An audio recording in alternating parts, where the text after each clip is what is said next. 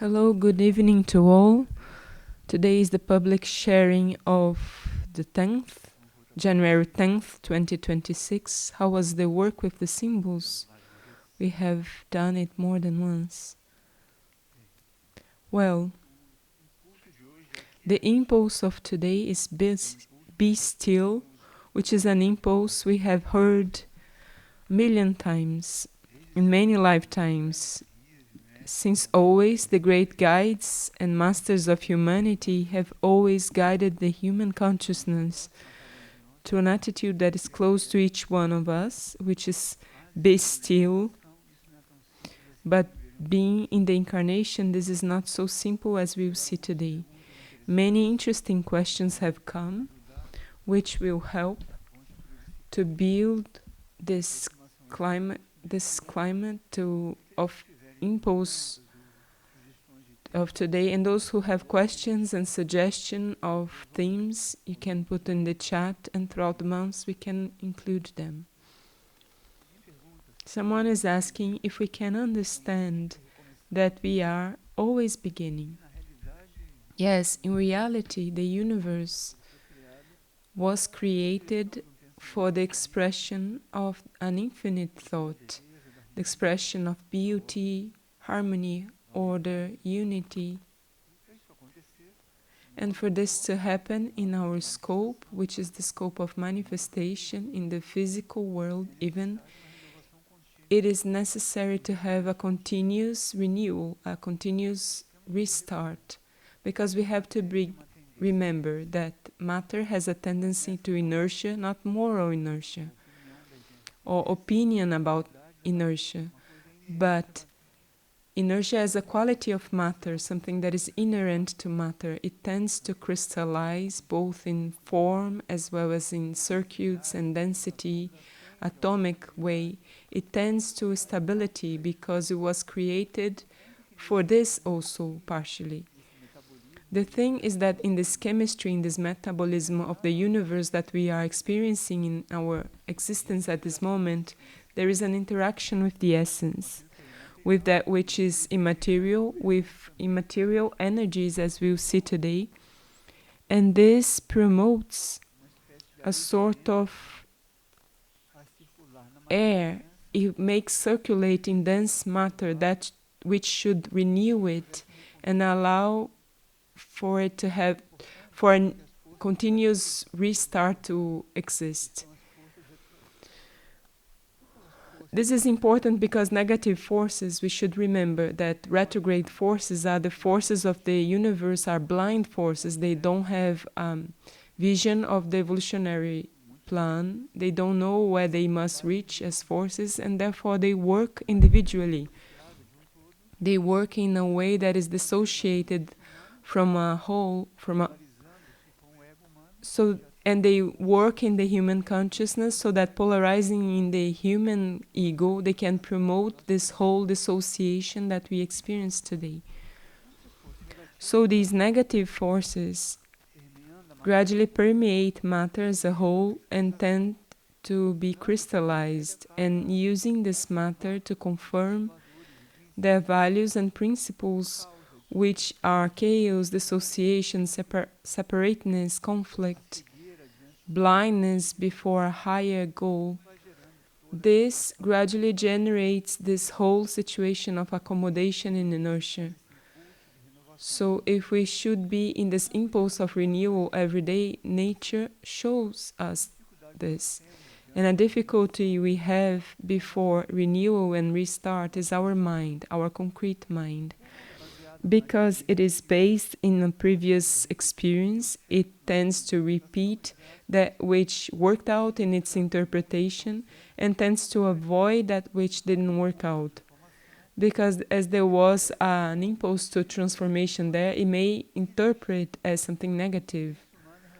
So human experience is really, as Trigueirinho used to say, a sort of circus of little horses, a constant renewal, oscillation, and we must learn within this. If we had the aspiration of always starting again, it would be an aspiration to not bury our aspiration and keep this aspiration alive, restarting at each moment. It didn't work out, let us try again.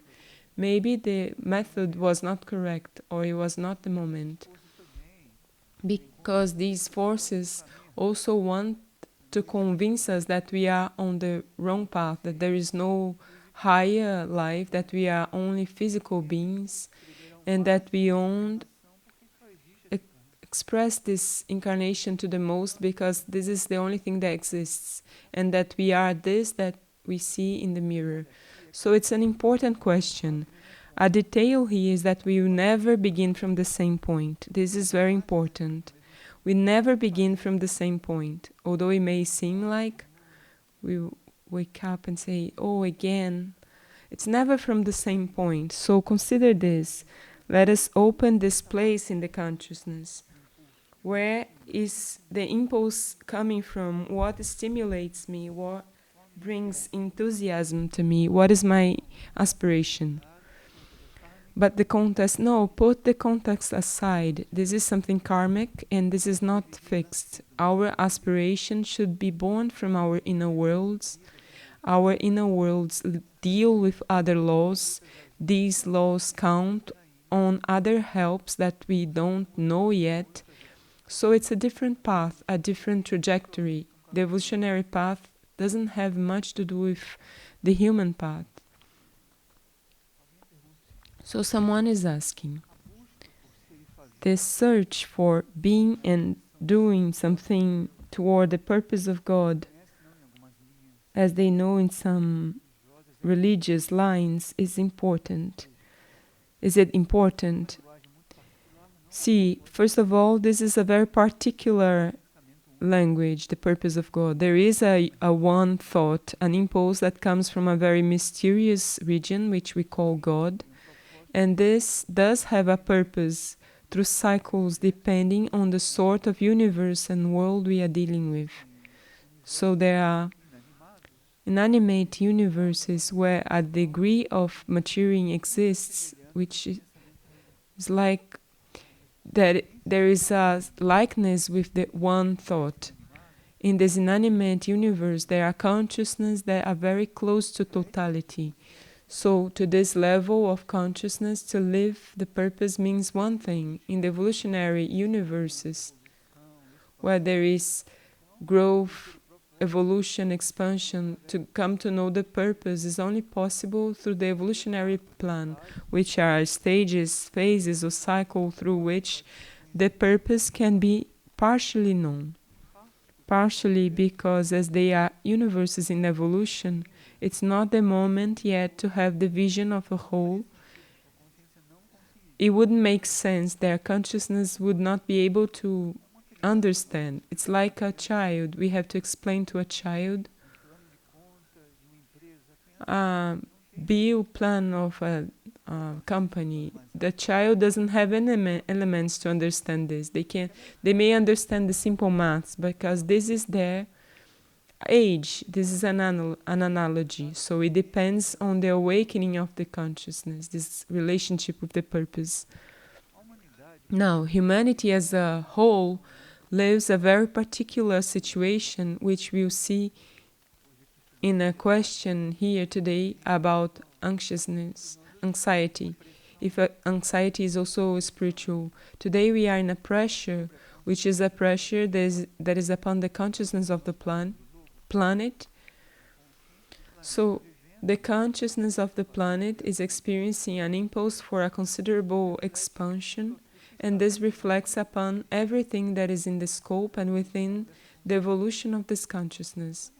So humanity is incarnated here on this planet, experiencing a synthesis of many cycles, very dense cycles even, and now they are going through an opportunity of beginning that which is hiddenly known as the law of return. So the law of return is when after a long cycle turned to the external expression, to materiality, to manifestation, we begin a trajectory of dismaterialization, which is to become more subtle, to live more conscious, consciously, not only to know our higher bodies, to be more clear about what we are. It's a group of laws and horizons which include the law of return. So this pressure, it's because many souls, better saying, most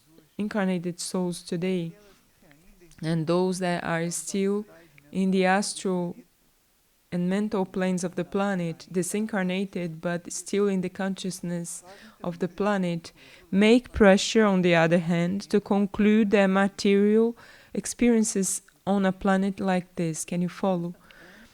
So this longing for material life, to experiencing material life, also creates a pressure, because deeply it nourishes this chaos, self-realization, selfishness, competitiveness, protagonism. It's a very huge density. So in the core of these souls, in the aura of the planet, they receive an impulse for the expansion of their current evolutionary state moment. So this crisis, if we can call it like that, this crisis of humanity as a whole, is also due to this pressure. There is an invitation, an attraction, a magnetism, a call, whichever way you want to understand, for a spiritual awakening. And on the other hand, there is a part of the consciousness of the soul that needs the incarnation to experience everything we have mentioned before.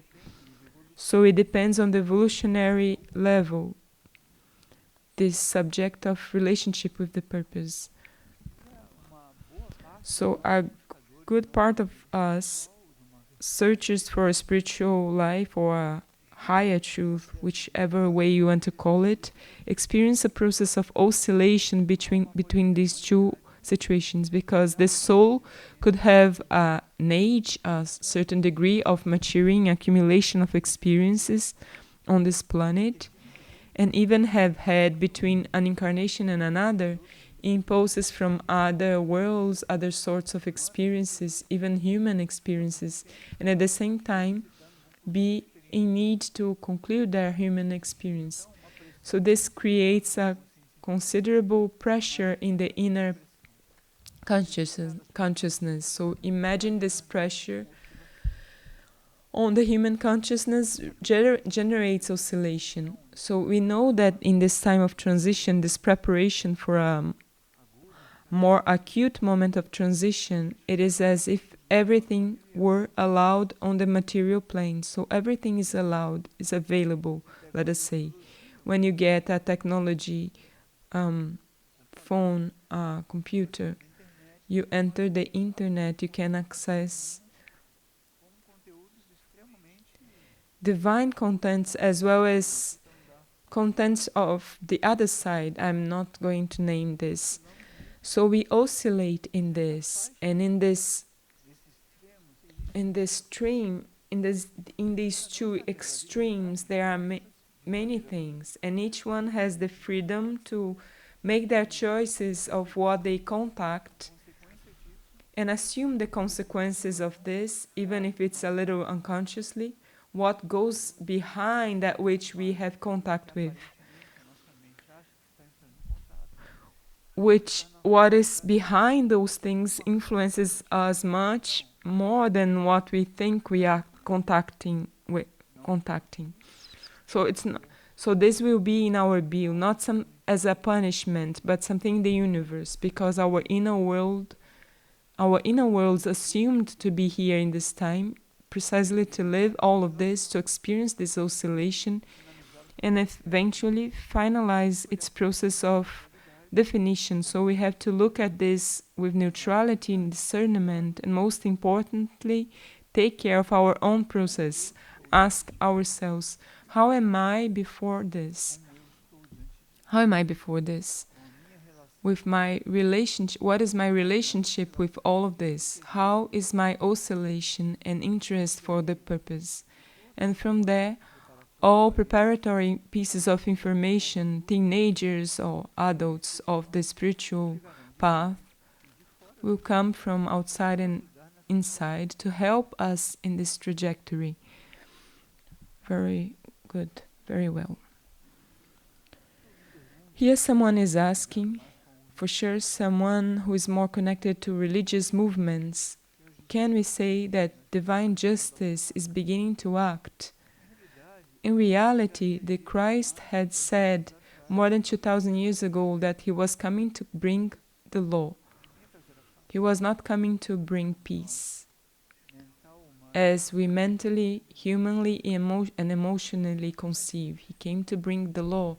So this is not from today's, but the word justice causes discomfort in all of us, because deeply we know that we are not living in the spiritual law, not even in the human law. We develop a certain skill.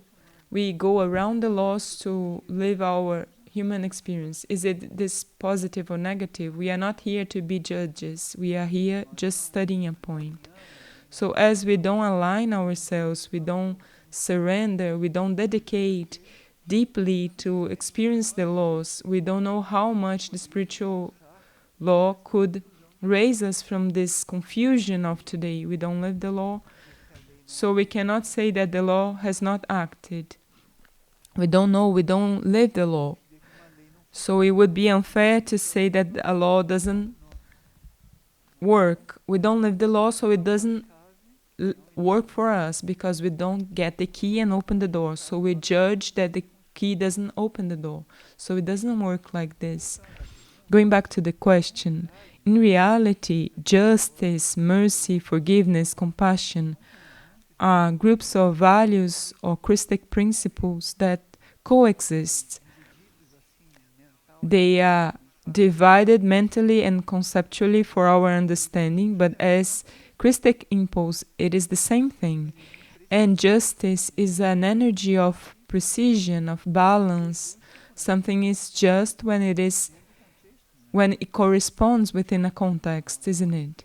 So that which in us, within us, that gets disturbed with divine justice, it's because it knows very well that more or less consciously they are going around the principles of divine laws, and they want to avoid this to be present at some moment, bringing a responsibility of the consequence of what we ourselves decide to do. So behind the word of divine justice, there are many curtains of smoke, as they say, human curtains of smoke, which are self-defenses to not expose our true situation. There is a merciful justice. If it were not mercy together with justice in this present time, how would humanity be? How would we be individually? Throughout the day, we turn our backs to the heights many times in the name of many human justifications, isn't it? So mercy is there. Justice is waiting to the most. Not punishment justice, because you see, our mind will associate justice with penalty, chastisement, punishment. It's not like this, right? The spiritual law comes for us to be able to evolve, for us to be able to learn and become similar. And here the person used the language divine, so similar to God.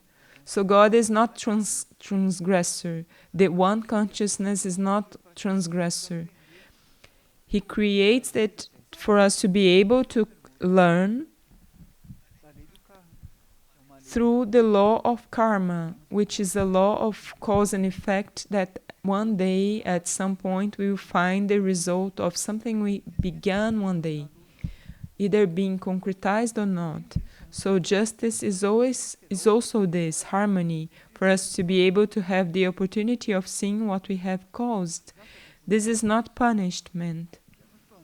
It's to make us a little bit more responsible and have a greater sense of consequence, so that when we enter the planet, a more evolved humanity, everything we apprehend, everything we begin, we can we will have assimilated the consequence of what it means to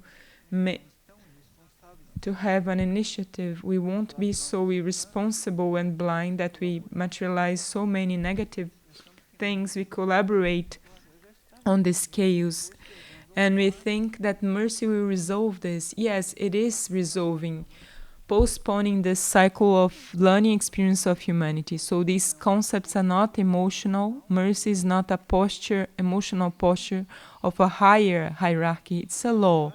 It's a special grace that gradually creates unforeseen situations so that we can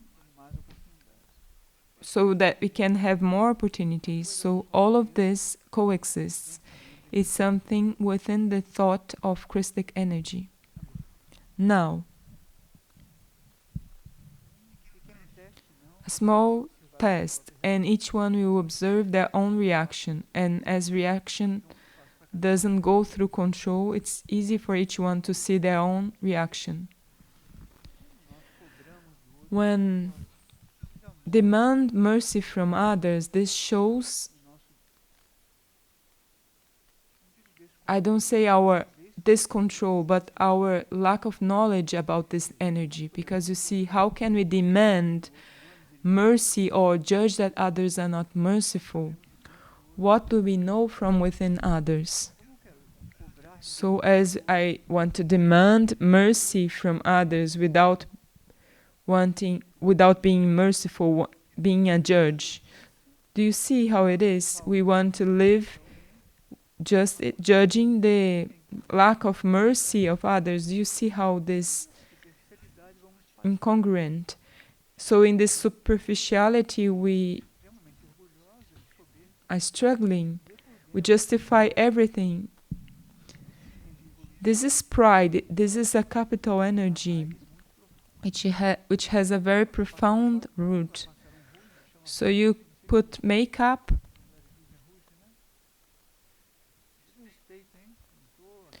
I'm not despising the makeups, but so makeup itself will present something that we are not entirely. So we demand and we aggress others verbally or internally, sometimes demanding mercy, using justice. Do you see how incongruent this is? So watch out. These divine values are not objects for us to sell in the temple, that is, to use as instruments to manipulate in spiritual narratives. We have to be very humble before all of this. And here someone asks if Figueira has any project connected with retreat or a resting house for the elders. This question is very important. There is a sector of retreat in the community of Figueira since its foundation, but this retreat means something similar or equivalent as something that is the interval between incarnations. So when we leave an incarnation, we go to a place on the subtle planes where we are treated, we make synthesis, we prepare for our next incarnation or for another immaterial experience. So the retreat promotes coming out from a daily cycle, the contact with the day by day. We are in the consciousness of the retreat to have contact with a sort of inner renewal. So this sector exists in Figueira. You who have never had contact can look for more information.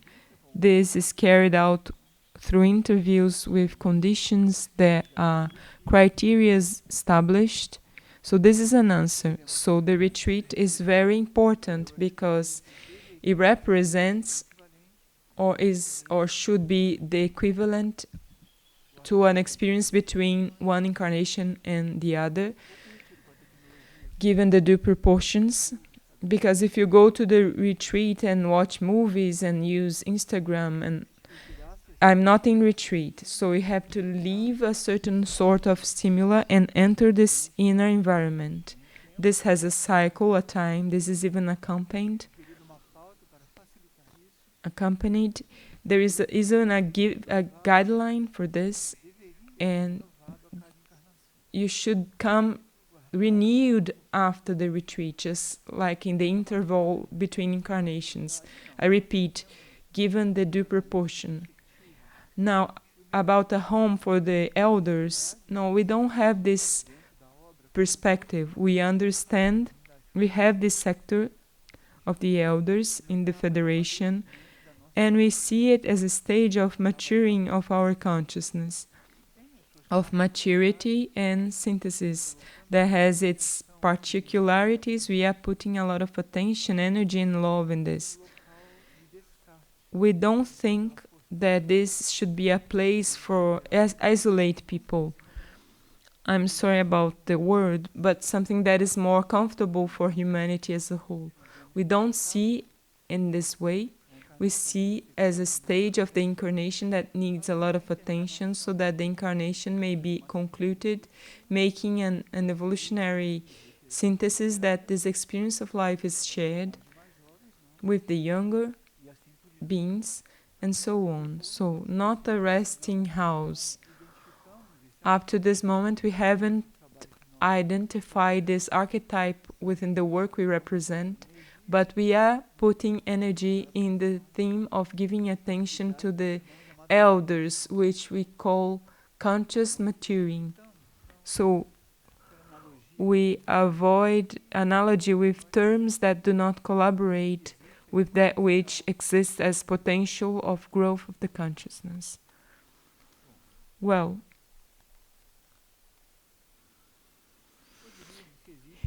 if there is a script of study about the law of cycles, you see, up to this moment, we have still been under the law of karma, and the law of cycles is a law that has begun to approach humanity in 1988 after 2000 years passing in the aura of the planet in the last 2000 years, preparing that which we know as the aura of rescue, working in our inner worlds and working a whole spiritual situation that we will study. So we have the law of karma and the law of cycles. So the law of karma, which is a law that is still acting in this moment, we are conditioned by our previous experiences and current initiatives. There is not only one karma, there are many levels of karma, many scopes of karma, and we won't study this today. Anyway, it's a law that always connects us to our free will, connecting us to our karma now or the previous karma, harvesting the fruits of the previous experience. This creates a situation that has been called as the circle that you don't pass through. So we are circulating this limit in the aura of the planet, and we wouldn't be able to have contact, especially internal contact, with laws and other expressions of consciousness. They are not like ours. This happens in a very spiritual internal level or with incarnated individuals very rarely. As in 1988, this enter a different order of ideas. There are other studies about this in the channel of Irdin channel. Studies offered by myself, Trigueirinho, and other authors. There are many subjects connected to this. So, going back to the context, the law of purification of the cycles began to act more from 1988, and we have been interacting with this also. Well, how have we entered this? Karma allows us to access, as I was saying, that which is connected to that which is called Akashic Register. We have studied this, which is a sort of data bank or a library in which each consciousness has the register of this great Akashic register of everything they experienced in the universe since their creation. So this is there. And the law of karma regulates how much the consciousness accesses this register, this, to be able to conclude this learning experience. The law of cycles places us before the same Akashic archive, the same library, but it offers us the possibility of being in contact with evolution. So one thing is to deal with the result of our actions, and something else is what our consciousness has to do with the universe which we are part of. This is very different. So this is regulated by those we call the lords of karma, who calibrate the voltage and the sort of impulse and information we have contact with, so that a piece of information, knowledge, or even tool is not in our hands that does not allow us to act in favor of evolution. So we are oscillating between karmas and cycles.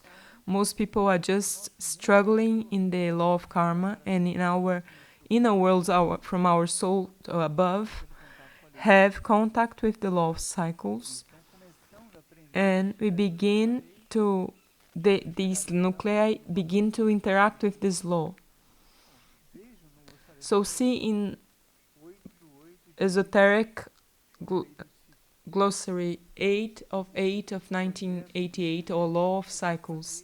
This is projected in the universe in different ways. One of the ways, publicly, is what we can say. There are other ways, which are the cycles of 3 months. So the evolutionary year of the universe begins in August 8th to November 8th. Then from November 8th to February 8th, the cycle in which we are today, flowering cycle. Then we have from February 8th to May, and then from May 8th to August 8th. We have made studies about this, so we won't stop in this today. And someone had a dream that is very interesting dream, that when this person was asking about the cycles and all of this person opened the fridge and she saw that there were many recipients with food and dates. They were all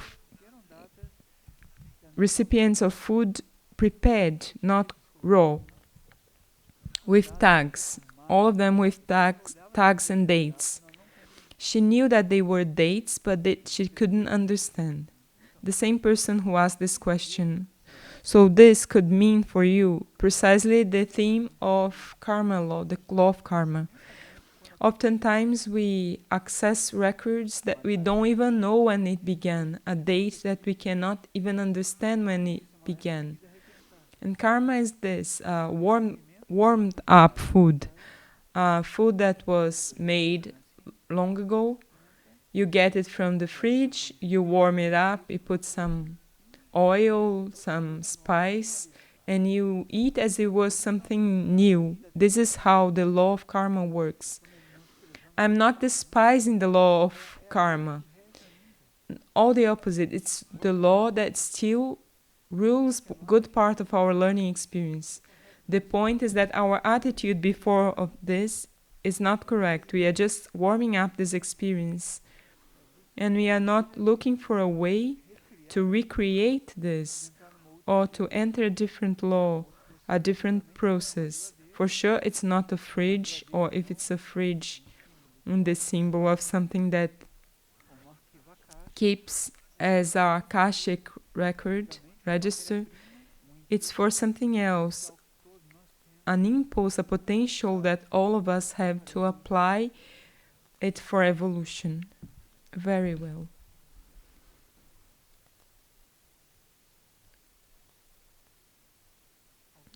Someone had an interesting dream, that is, this person dreamed that she received the task of leading Trigueirinho by car. He has disincarnated, right?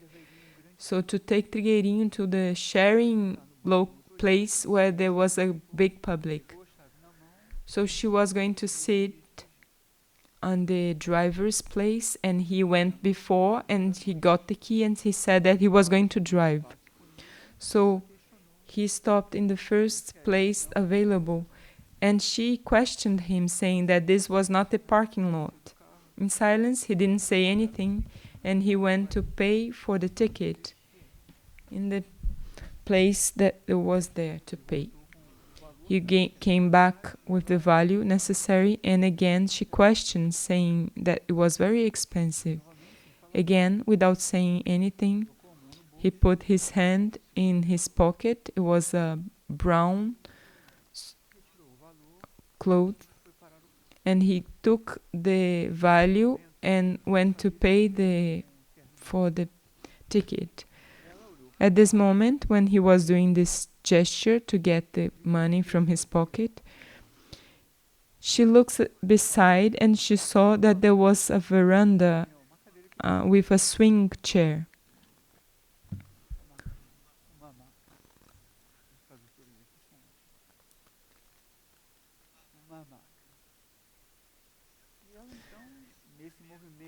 So in this movement, when Trigueirinho was doing this movement, the person decided to leave this, accompany him, and she went to the swinging chair. Very well. At a certain point, she realized that he had parked, he was in the place, and she opened the main door and she saw that he was no longer there. And no one knew, no one could tell her where he was. You see, it's a very interesting dream that speaks of a process that is happening to us at this moment, which is the awakening of the inner instructor. The inner instructor is not that we are instructors, it's that which instructs us, that which accompanies our evolution within the hierarchy of our own being.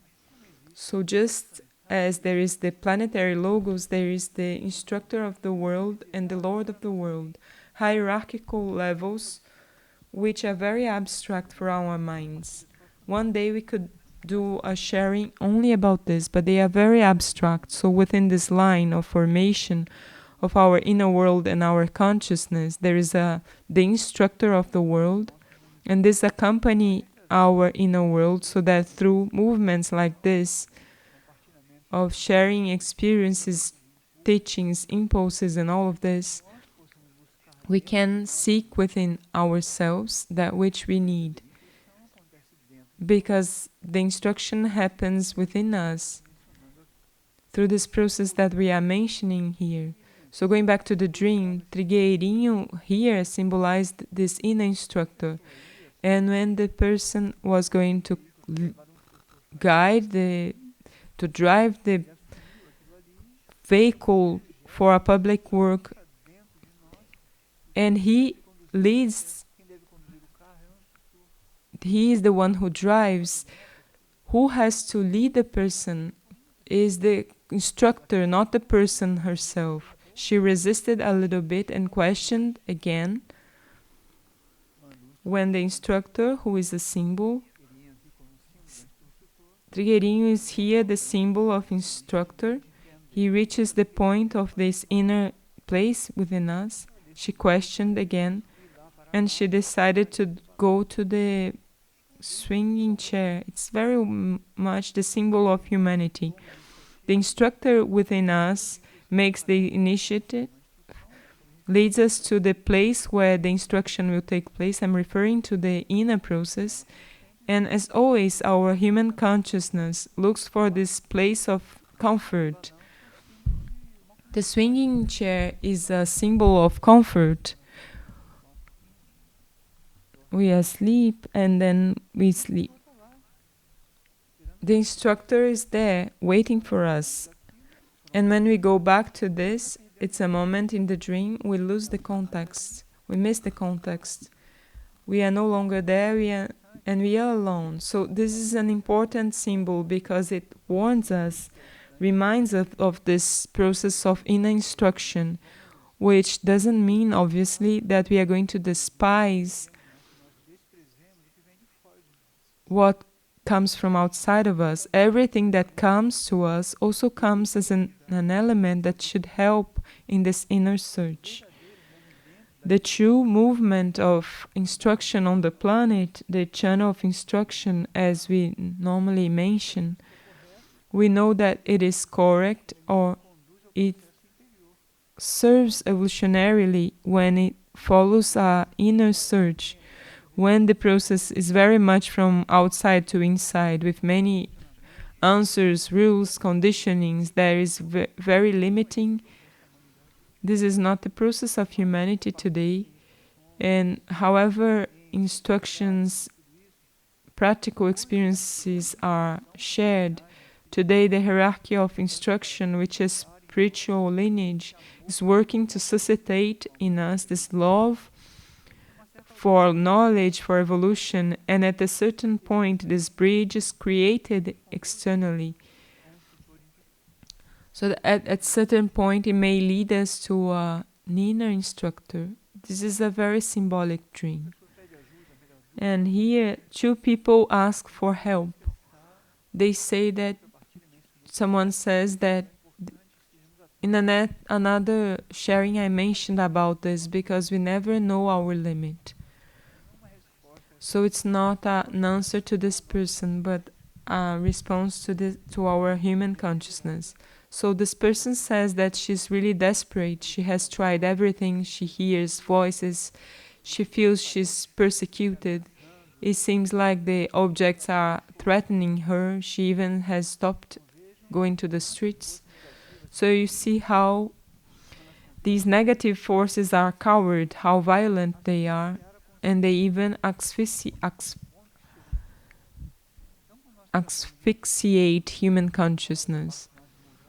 So as we deal with more moral, ethic part, we should foresee our consciousness to reach a degree with contact with all of this, and we don't know the limit, when we are going to go through over the limit and enter a situation like this.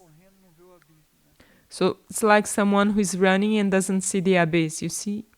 When we see there is no longer ground and we fall into the abyss and the person is asking for help, she can't find a solution and she asks us to help her.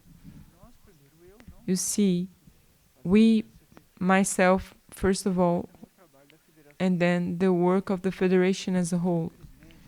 Unfortunately, we are still not prepared as a work federation to include and assist some situations. I'm aware that this is a delay of what was started in 1988. We cannot wholly welcome some situations.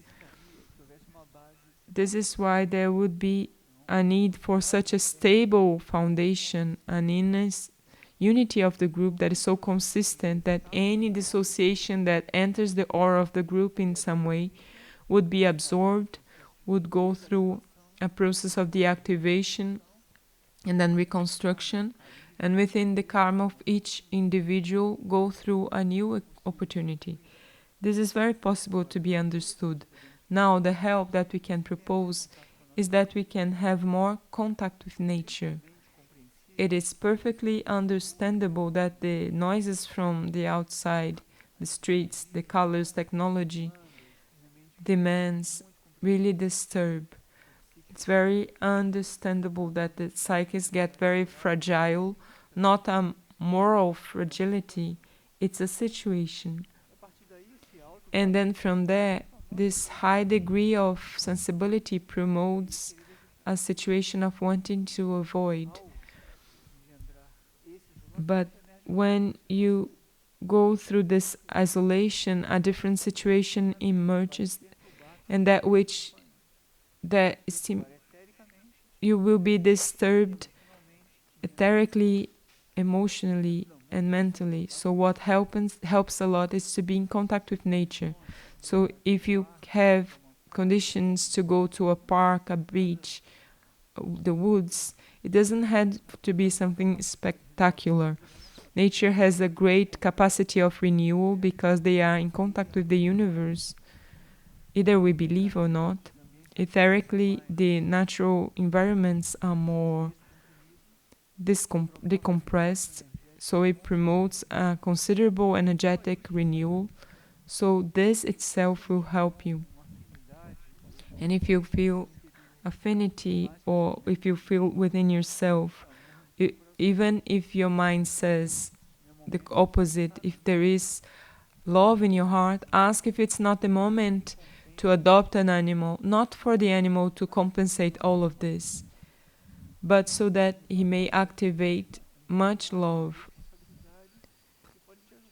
activating us responsibility to help you to come out from this critical state and the animal to experience this love, human love. So think about this and then tell me. Very well.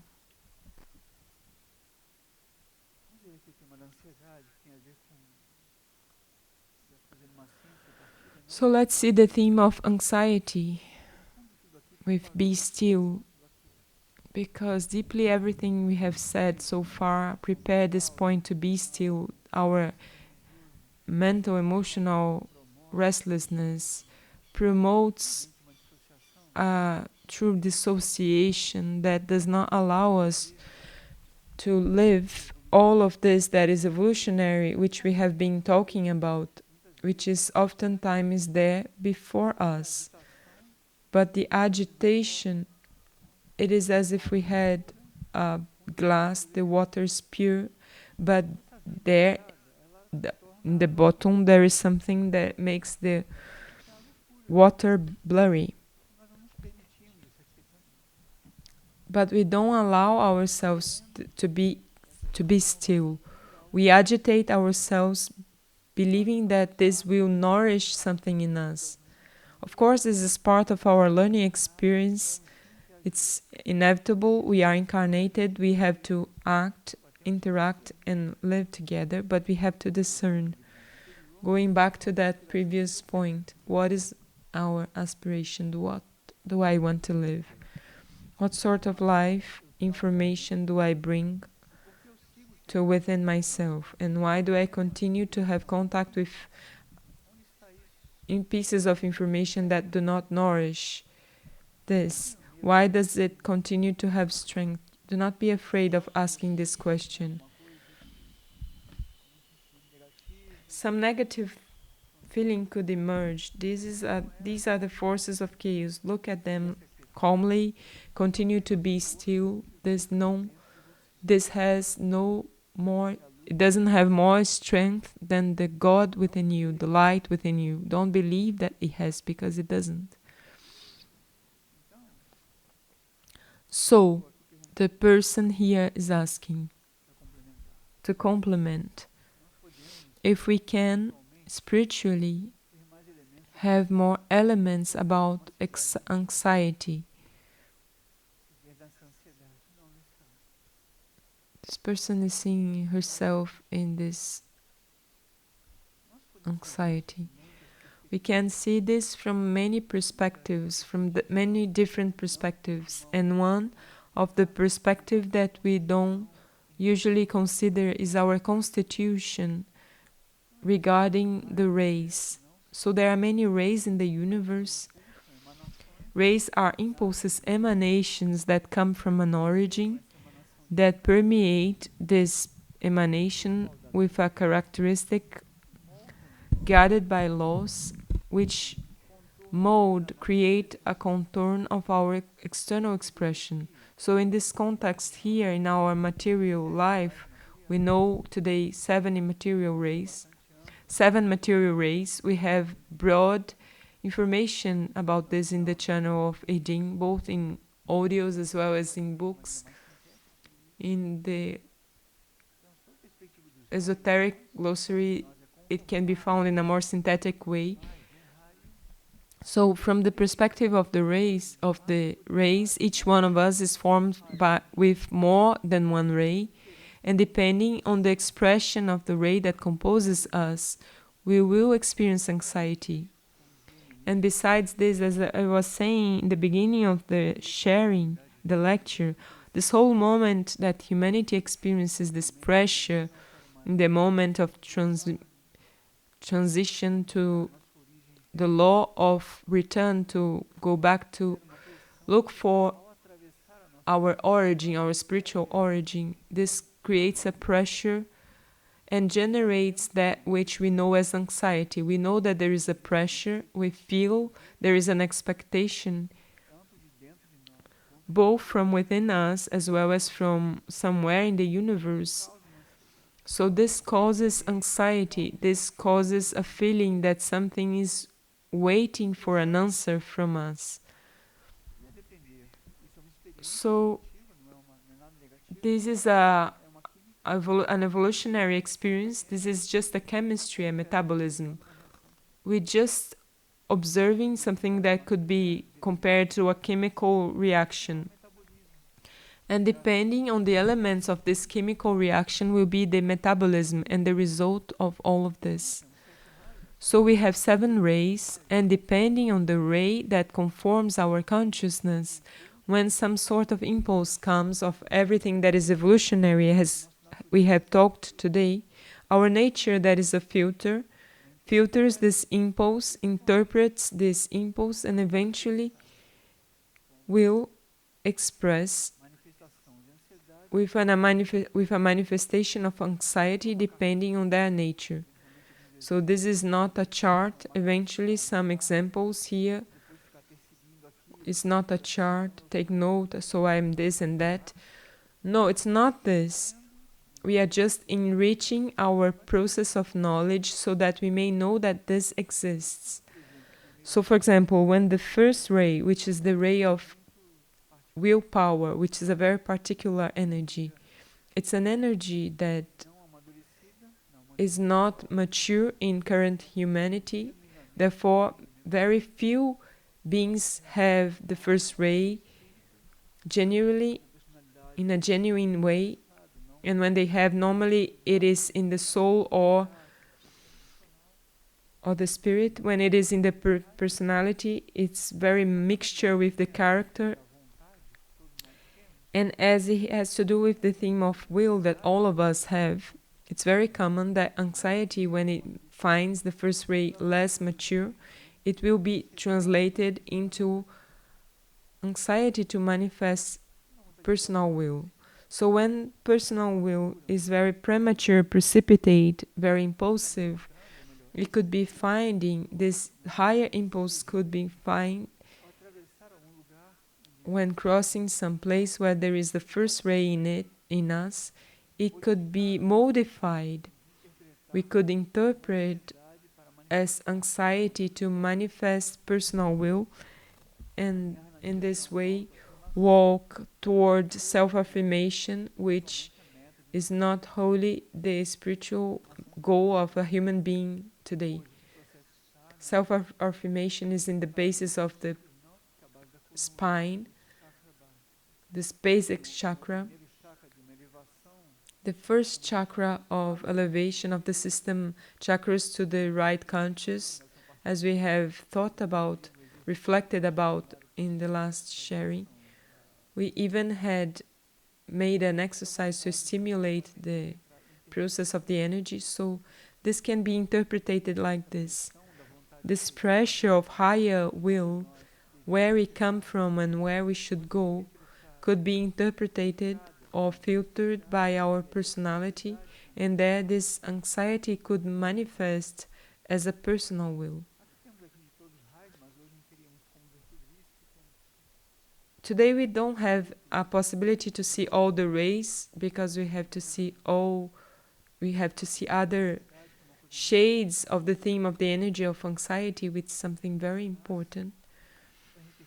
But only to enrich a little bit more this theme, when we have a nature of the sixth ray, for example, which is a nature that is devout or dedicated to the higher purpose, either a being or a purpose. This is devotion. We have an ideal which we dedicate ourselves to. All of us have this in some degree also in our emotional plane. So when this impulse comes, when a higher call comes, correcting myself, when a call comes for us to turn to something higher, this could be interpreted in the middle of the way as anxiety to judge the aspiration of others. The same thing with the energy of mercy. The same analogy. So instead of living and responding to the call within us, when we do this, the first thing that emerges is silence, because we are really idealizing that we want to be similar to something higher. The first thing that comes is silence, wanting, humbly seeing the distance that I am from this, and wanting to work to be similar to this. When this anxiety comes, I begin to project and demand from others something towards this. When I precipitate judging the devotion of others as smaller than others, this shows anxiety. This could be enhancing a fragility in this process of the sixth ray within us before the inner call. It manifests anxiety. I am anxious to demonstrate my devotion as if it were superior to the devotion of others. So the theme of anxiety is very broad from the perspective of the race. We are all under more of an energy of ray, and this influences everything we experience, even how we are listening to all of this. Each one of us, how they are reacting through the filter of their ray, their own ray. This is inevitable, and it is a sort of instruction of self-knowledge of the universe where we are that would help us very much, because we could understand a little better in our search to perfect the expression of the rays that compose us and be able to understand others in a better way, because not everyone has the same chemistry. Has creation made a mistake? We are the reference. It doesn't work like this, obviously, but the ego is like this. Puts itself in the center of the universe, and everything works in the function of it, of this. Very well. So this be still, which is the impulse of today, it's very important. It's truly very important. It's very essential. And it has to do also with this theme of anxiety, the theme of retreat. And someone asks, but I don't have a way to do a retreat in Figueira. We can have the attitude of retreat. There is a book that is called Time of Retreat, Time of Vigil. So in this book we are invited to an inner attitude, which if we can put into practice, we'll see that it's extremely simple to start with, which is to prevent contact, to avoid contact with that which is superfluous.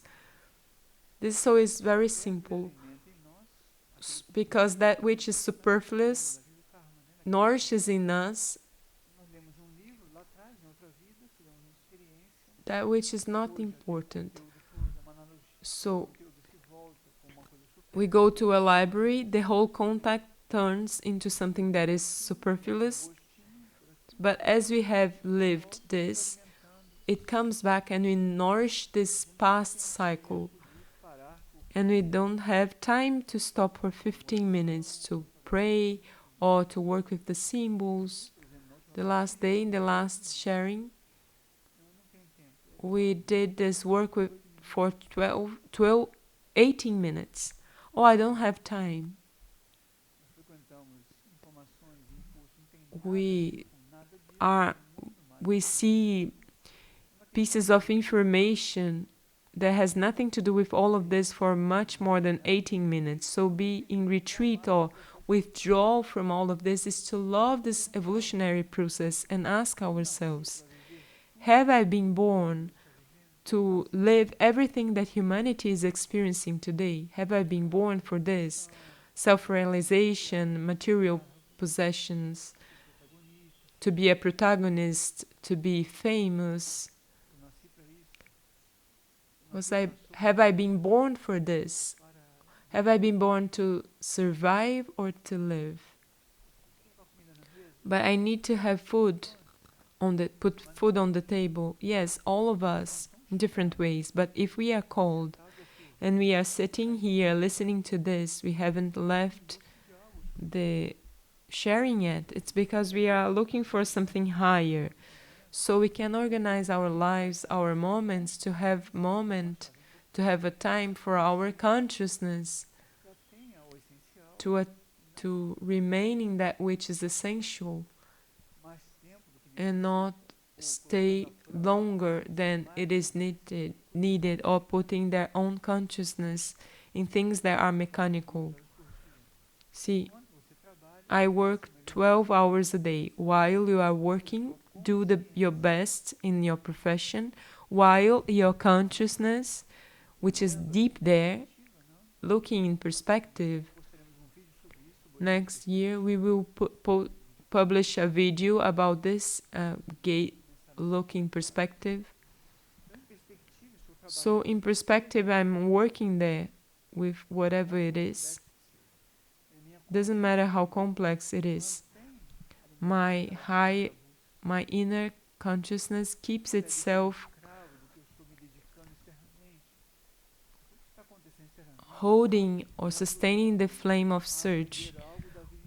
So what is happening externally is helping me to learn something from the inner world, organizing my inner world so that I conclude this compulsory commitment. If it is really compulsory, my consciousness will straight away use the moment for the inner world. So it's not the time that we apply in prayer, meditation, whichever practice it is. It's the degree of consciousness there and the condition created for this to happen.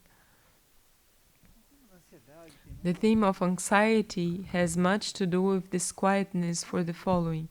As there is an expectation of our inner world, of our soul, that reincarnated through hundreds of incarnations, so that in this incarnation we can finally give a more mature response and perhaps leave this mass, this collective mass that is looking for self-affirmation rather than inner identity. So these accumulated possibilities of our souls want to precipitate into the human consciousness. So every single occasion that we open for this to bring little drops into our consciousness, it's trying to access our soul so that it can finally control our vehicle. We are dealing with this from the perspective of expansion of consciousness or initiations, which is another way of calling this. So this creates in the personality, in the human consciousness, this sensation of inner pressure, which could be translated as anxiety. It knows that there is pressure. It cannot identify where it comes from. It generally cannot, because it doesn't dedicate to this, quiet down and allow this to make the work. This is the point. As we have the illusion that we are driving the car, remember the dream. No, I'm the one driving. I get the key. We don't give the key in the hands of the inner world, our inner world. So this anxiety emerges because the pressure continues. We know we have to respond to this, but we don't let the key go. We don't put the vehicle available for us to be led, conducted correctly. No one will tell you this. You just have to make the experience. What gives direction to this is your aspiration. If your aspiration is pure, if your desire and thought are pure, you are going to be sooner or later helped to put the key in the correct hand. But if it comes mixed with ambition and the search of something human, this driver is someone who has been hired, and you have to be careful because he could lead you to some uncertain place, a human uncertain experience, even if he has the makeup of a mystical, spiritual experience. We have many cases in the East of false gurus or false instructors who lead our consciousnesses to a human ego process rather than awakening and inner liberation. These are different things, and the soul knows about this very well. So, this accumulated possibilities pressure, and we have to learn how to ask ourselves, what does it want from us? I woke up early in the morning to get the train, the bus, but here deep inside of me, what does my inner world need of me? What does this purpose wait from me? It's useless to let anxiety to want to respond because the mind will want to answer. I want to retire, to go to live in the mountains. It doesn't work like this because generally our inner worlds will bring an impulse that can be applicable to this precise moment. You see how different it is. The inner world is a different law, a different rhythm, a different energy. So we have this intention, and we right away, like in the dream, the instructor gets the key in the hands and go to drive the process. But if you are in the car with the instructor and you go to the swinging chair, this is a different sort of experience.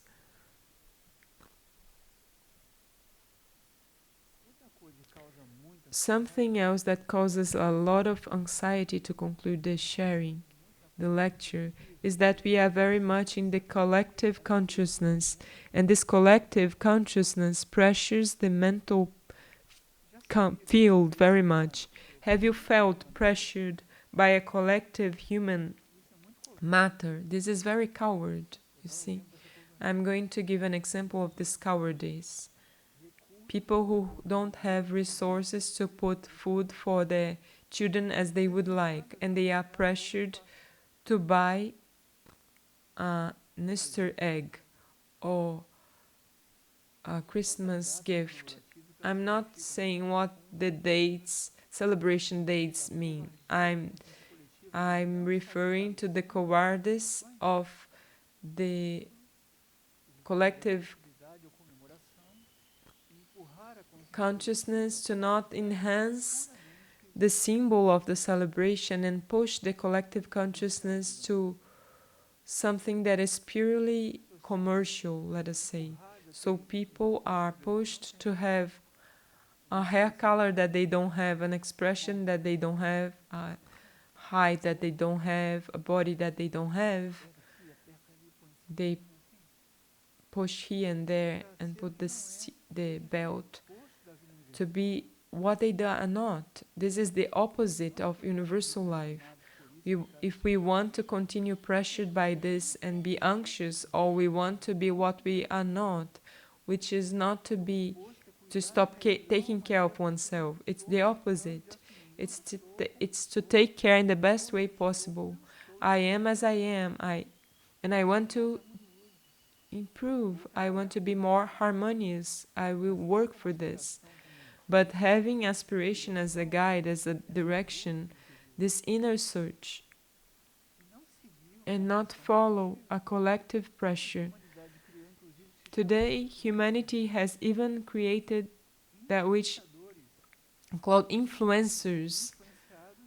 We are assumed influenced. I follow this influencer.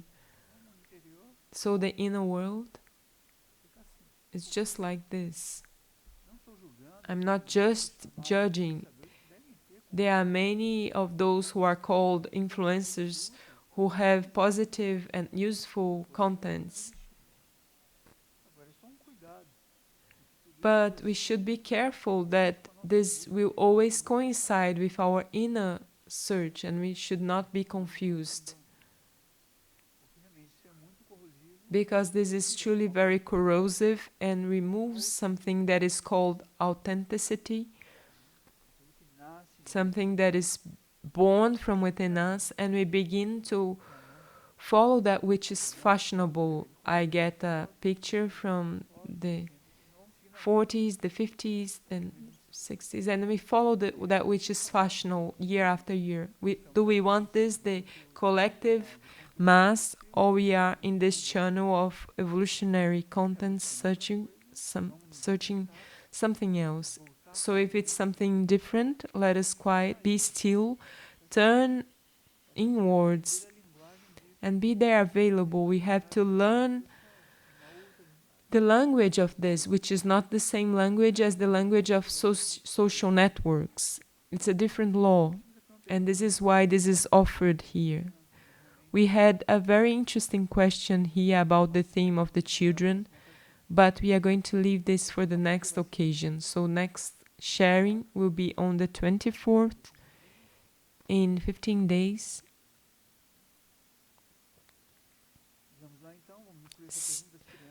See each other there. We will include this question related to children, which also has a lot to do with this theme of today. And we will continue. Thank you for accompanying if you have come to this point. And if your attention is in all of this, this is a sign that the content eventually collaborates or nourishes impulses in your consciousness. And perhaps we can give a like there in this language of technology, because in this way other seekers will have access to this also. The platform interprets that this is an important content. This is available. So thank you very much. See you in 15 days, and good night.